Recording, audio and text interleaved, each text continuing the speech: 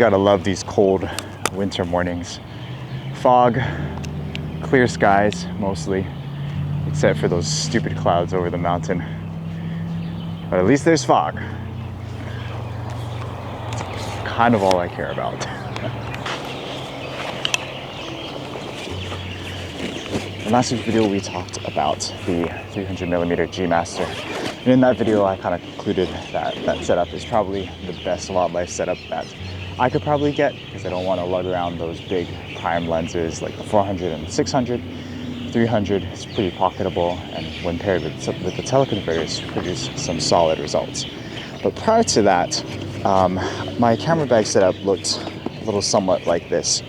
100 to 400 G Master over here. We've got a couple of bodies, one with the wide angle lens, 16 to 35, and the other one with the mid-range lens, the 20 to 70, which is what we're going to be using, I guess, this morning. Here comes the fog. Whew. Yeah, that fog really lifted up fairly fast. Wow.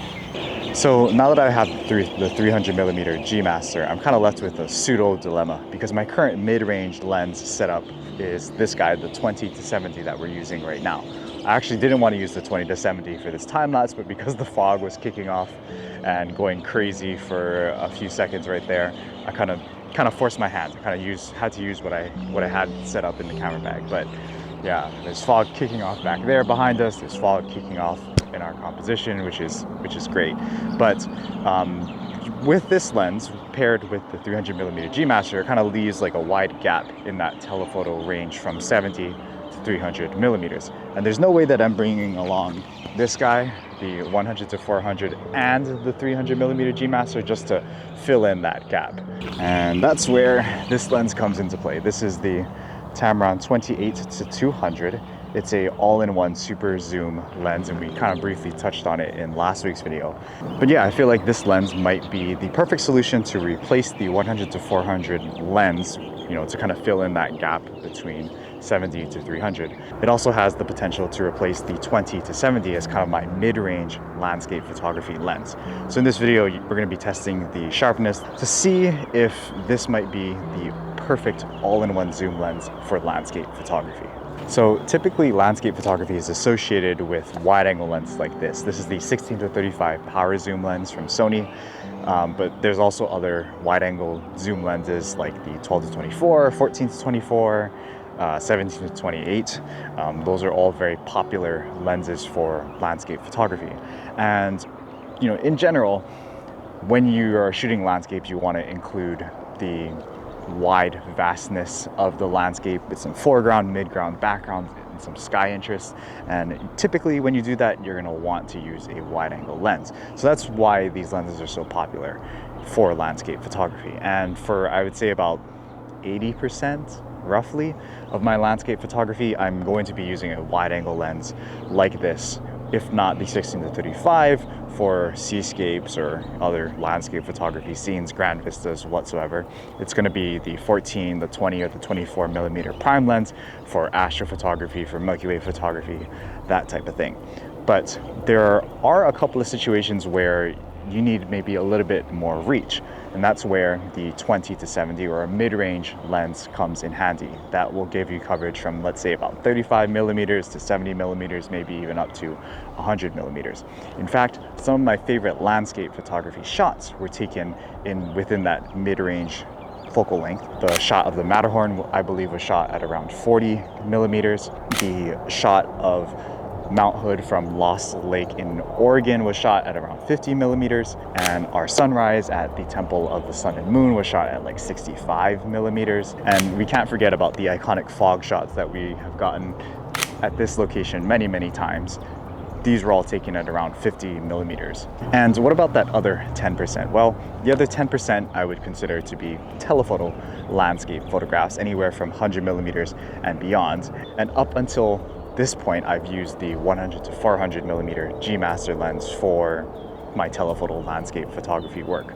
But looking back at all of the files, looking back at all of the shots that we have taken with that lens, I rarely ever go past 200 millimeters to get a landscape photography shot. When shooting the couple of sunsets that we did at Canyonlands National Park overlooking Candlestick Rock, those were shot with a variety of focal lengths on the telephoto end, anywhere from 100 millimeters to 200 millimeters. And the sunset that we did from Portland shooting Mount Hood was shot all the way out at 200 millimeters, but nothing further than that.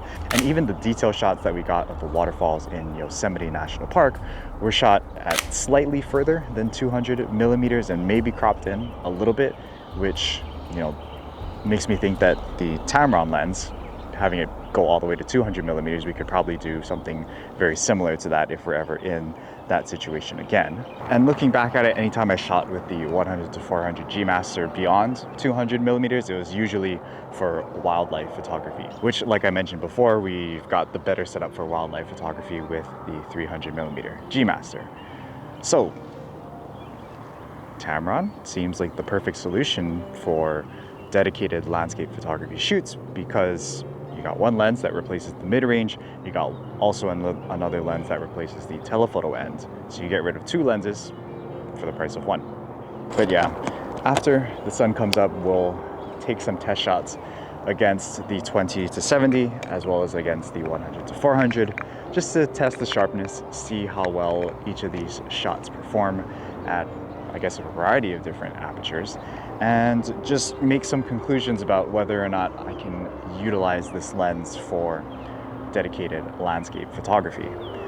So the main benefit I think that this lens provides is, aside from the fact that it replaces two lenses in my toolkit, is the fact that because those two lenses are now replaced, we get a whole bunch of size and weight savings in our camera bags, especially if we're not doing wildlife photography, or if there's no potential for wildlife photography. I'm leaving the 300 millimeter G Master and the teleconverters at home and just going out with a wide angle lens like the 60 to 35 and this guy, the Tamron 28 to 200. And I pretty much got all of my focal lengths covered for landscape photography. So this lens is coming in at about 1.2 pounds. The 20 to 70, I believe, is 1.08 pounds, and the 100 to 400 is coming in at a whopping 3 pounds, albeit in a relatively compact size. And like we mentioned previously, if there is the opportunity to do wildlife photography, the 300 millimeter G Master is only 1/4 of a pound heavier than the 100 to 400, and because it performs so much better with that wide aperture, it's kind of a no-brainer for dedicated wildlife photography shoots. I also want to quickly mention here the Sony 70 to 200 f4 version 2, the macro version, is coming in at 1.75 pounds. It's a much smaller and much more lightweight version that we could possibly use to replace the 100 to 400 if this Tamron lens doesn't hold up in our testing. Alright, so the one glaringly obvious benefit that the 20 to 70 has over the 28 to 200 is the fact that this can go as wide as 20 millimeters. So if you are looking for like that one lens for landscape photography and you don't need quite as far reach as 200 millimeters, you're okay with 70, and you don't need as wide of a focal length as like 16, 14 millimeters, the 20 to 70 is actually a really, really great all-in-one travel lens if you don't need those focal lengths. But for me, I always appreciate having more focal length both on the wide end as well as the telephoto end. So while this lens is nice and pretty versatile, especially as kind of like a B or a secondary lens, I don't think I'll ever leave the house with just this lens, if that makes sense, because I obviously will always want more reach on the telephoto end and I'll want wider reach on the wide end. So yeah, that's kind of the reason why I'm thinking about getting rid of this guy, replacing it with this guy. I kind of wish that I had my Alpha 1 Mark II, because we could have done a head-to-head test with the Alpha 1 Mark I, but it still hasn't come in the mail yet. Pre-ordered it a few weeks ago, still hasn't shipped yet. It's supposed to ship in a few days though, so hopefully by the time you're watching next week's video, I'll have the camera in my hands. But for all intents and purposes, we're going to be testing everything on the original Sony Alpha 1 Mark I camera body. There is a possibility that I do end up using this lens on the Nikon, but because there's an adapter there, I don't really want to test that in this video, test the image quality, because the adapter might, again, throw stuff off. But we're going to be going through, you know, all different types of focal lengths in this zoom range: 28, 50, 70, 100, and 200, and overlapping that with my current setup with the 20 to 70 and the 100 to 400. And the way I'm going to do this test is I'm going to take, I would say, 3 or 4 different shots at each focal length at a variety of apertures. And those apertures are f8, because, you know, f8 is the most popular aperture for landscape photography. And the next one would be probably f11. So we're going to be testing that one as well. And the third focal length that we're going to be testing is f16, and that's because usually that's the darkest that you can probably go without getting, before you start running into diffraction on most of these lenses nowadays. So usually for my landscape photography, I'm going to be shooting anywhere from f8 to f11 to f16. And the reason why I want to test f16 in particular for these telephoto landscape shots is sometimes you get into a scene like this where you do have a little bit of foreground in the frame, some midground, and some background. And because you're zoomed in so tight, sometimes that depth of field might get a little bit of blur even at f8. So I want to stop down pretty much as dark as I can to see what the sharpness looks like, to see what our image quality looks like, etc., etc. And the other aperture that I'm going to be testing is whatever aperture is widest open on the lens. So f4 on the 20 to 70, it's like f4.5 to f5.6 on the 100 to 400, and on this guy, it's a variable aperture from 2.8 to 5.6. So I'm going to be shooting essentially wide open for some of the shots, just to see how the sharpness performs when the lens is shot wide open. And the reason I'm doing that is because sometimes in landscape photography, you're kind of forced to shoot wide open, even for the telephoto landscape type of shots. You know, if you remember that shoot that we did in Canyonlands National Park last year, it was super windy. We didn't have the ability to put our cameras on a tripod because the tripod would just blow over. I pretty much shot most of those shots wide open because I was hand holding and I wanted to jack up my shutter speed as fast as I could to get a sharp shot in the wind. So there is a little bit of application to landscape photography there that might benefit us when shooting with this lens wide open. Whew, got some nice golden light kicking off right there, some really a good amount of fog in the shot as well. I really like it. If only those clouds on the top of the mountain would clear, the shot would be perfect, but oh well, can't have everything that we want in landscape photography. But the reason we're, I guess, extensively testing all of these focal lengths, all of these apertures for landscape photography with this lens in particular is because the trade-off with an all-in-one zoom lens, when you have a lens with this much range, there's going to be a loss in image quality. Obviously, the 20 to 70 and the 100 to 400 is going to look better, I would say. They have less range, there's less glass, so that glass should be sharper in those focal lengths. So the question is there a loss in image quality with this lens, which I'm assuming there probably will be, but is that loss in image quality correctable by shooting at a variety of different apertures to make the image look sharper? And is that loss in sharpness and image quality, I guess, a deal breaker for me personally in landscape photography? And if it is, then, you know, we're gonna have to find another solution to kind of fill in that gap between 70 and 300, because the main benefit of this lens is that you've got one lens to do it all. One lens to kind of replace 2 lenses and to make the toolkit smaller, more lightweight, more portable, that kind of thing. I really hope this lens works. And Tamron also makes a 28 to 300 lens, but all the reviews online say to just get this one because it's sharper within that focal length, and as long as you can do without that 200 to 300 focal range, you're better off getting this older lens. I don't know, we'll see from our tests.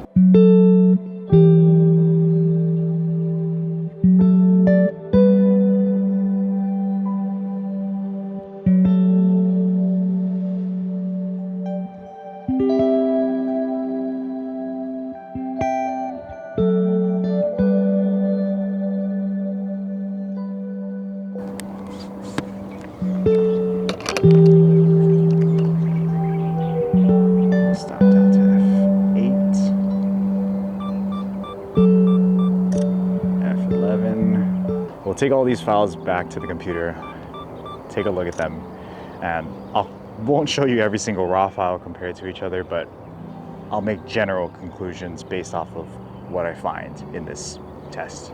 All right, so now let's take a look at our images here in Lightroom. When we are looking at 28 millimeters compared side to side, we've got the Tamron here on the left and the Sony here on the right. The first thing that you'll notice is shot wide open at f2.8 on the Tamron. You're gonna notice some blurriness here in the foreground. This is more of an issue with that wide open aperture at f2.8, where the Sony is a little bit more closed down at f4, hence why you can get a little bit more of this foreground in focus. But in terms of sharpness towards the middle, I'm not really noticing a whole lot of difference in terms of sharpness. However, when you do zoom in all the way to, let's say, 200%, you'll notice that the Tamron is just a tad bit softer than the Sony. And you'll see that even if we do stop down our aperture to something more like f11, something more reasonable for landscape photography, the same sort of sharpness applies here.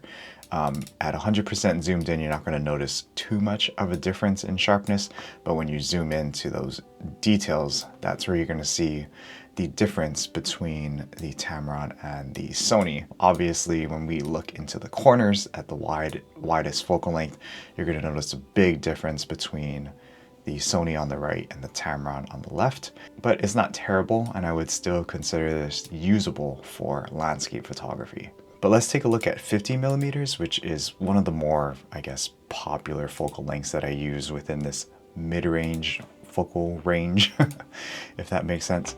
So again, Tamron on the left, Sony on the right. When we zoom in to 100%, not too much of a difference here.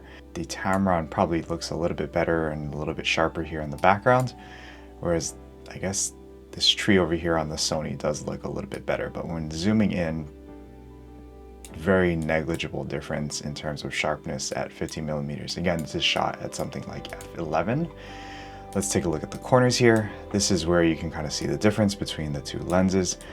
Although it's very minor, there is definitely a little more sharpness here on the Sony than on the Tamron.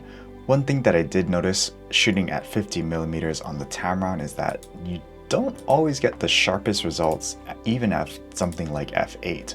If we zoom in to the center of the frame, you can see sharpness is pretty identical to this f11 shot on this side, but when we go into the corners, you can see that at f8, the grass over here is a whole lot softer than at f11. And this isn't so much of an issue on the Sony. If we compare the f8 shots here, you can see that the Sony is much more sharper here at f8, whereas the Tamron is definitely a lot less sharp.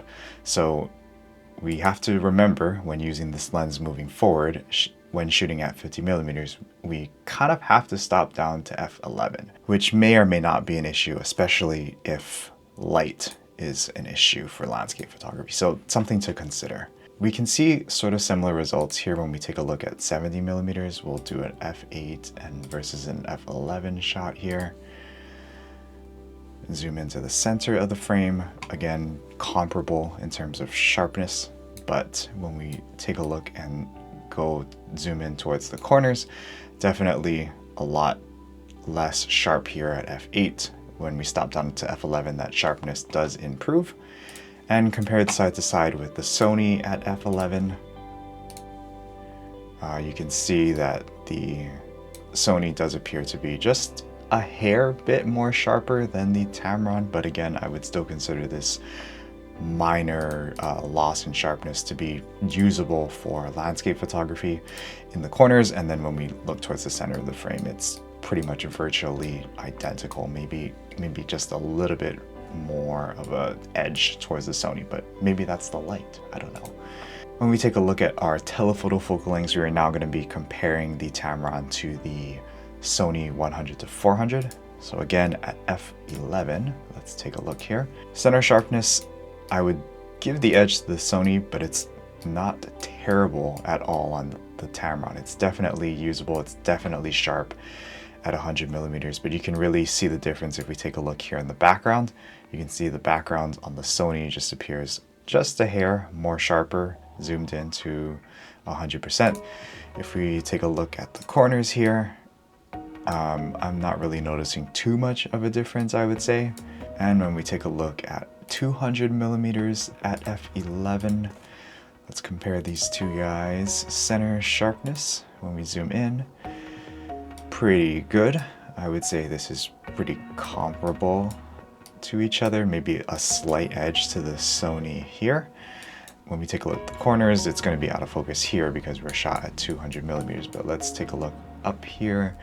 The corner sharpness on the Sony definitely is just a little bit better than the Tamron. This is kind of where you can see the Tamron flaws of an all-in-one zoom lens kind of come out. When we take a look at the corners up here, this is definitely a lot less sharp than the Sony, I would say. Let's take a look at the other corner.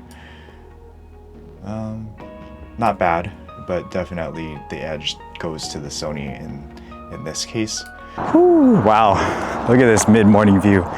10 a.m. Usually not the most optimal time for landscape photography, but for this view, for this shot, hey, there's an amaki'i above me, isn't there? Stinking wildlife. Trying to do wildlife and landscape photography at the same time is not ideal because the wildlife always show up when you're taking your landscape shots, but this view is nice. All right, so let me give you my concluding thoughts on this lens really quickly. It's a great all-in-one zoom lens. Gets you from the wide angle, like 28 is a little bit more on the telephoto end of the wide angle length, but when you pair this with like a 16-35, it takes you from that wide angle throughout the mid-range all the way out to the telephoto end at 200 millimeters. Now, because it has such a wide range, it's not going to be as sharp across that range as something like a 20 to 70 or 24 to 70, as well as not as sharp on the telephoto end as like a 70 to 200 or a 100 to 400. So if you're somebody that's looking to get a lens with like the best sharpness and best performance overall, this lens is definitely not it. But albeit when you stop down this lens to its more narrow apertures like f11, f16, you can actually get some pretty comparable results as long as you're not pixel peeping and you're not zooming in super far into the details. It looks pretty good to my eyes. When you're shooting at those more telephoto focal lengths, like beyond 28 millimeters, when you're shooting a little bit more telephoto, you're gonna wanna stop down your lens to something like f11, f16 anyways to try and minimize the amount of depth of field that you introduce into your frame. You don't want that shallow depth of field that you're gonna get with a wider aperture, so stopping it down a little bit is what you would normally wanna do anyways. So for those situations where I'm gonna be bringing along the 300 GM and I need something to kind of fill out the mid-range, this is definitely the lens that I'm going to bring. And for those shoots where I'm not doing anything dedicated to wildlife, pairing this lens with the 16-35 gives me a 2-lens setup that makes it really easy, super lightweight to carry up a mountain, and just makes my overall experience out here in Mother Nature so much better than lugging around 3 lenses, like 1 wide, 1 mid-range, and 1 telephoto lens. I'm still probably going to hold on to those 2 lenses, the 20-70 and the 100-400, just because they do perform better than this lens. So if I am going for a specific shot to print with a known focal length within those ranges, then I'm probably going to reach for that. But for all other situations where I'm just kind of wandering out into nature, I don't really know what I'm going to shoot, I want to keep things minimal, lightweight, and portable, this lens is definitely useful in that sense. All right, but I hope this video was helpful. Stay tuned for next week's video where we'll also be at this spot, but this time shooting wildlife. We got some beautiful stuff, so hopefully... David, right above you! It flew up to your left. You can see me scouting out the birds for him. But yeah, hopefully this video was helpful to you guys. Stay tuned next week for the video that we actually recorded from this location. It's a beautiful video for wildlife photography, testing out the Sony Alpha 1 Mark II. But yeah, thank you guys so much for watching. Hit that like button, comment below, and subscribe if you aren't already. And we'll see you guys in the next video. Peace out.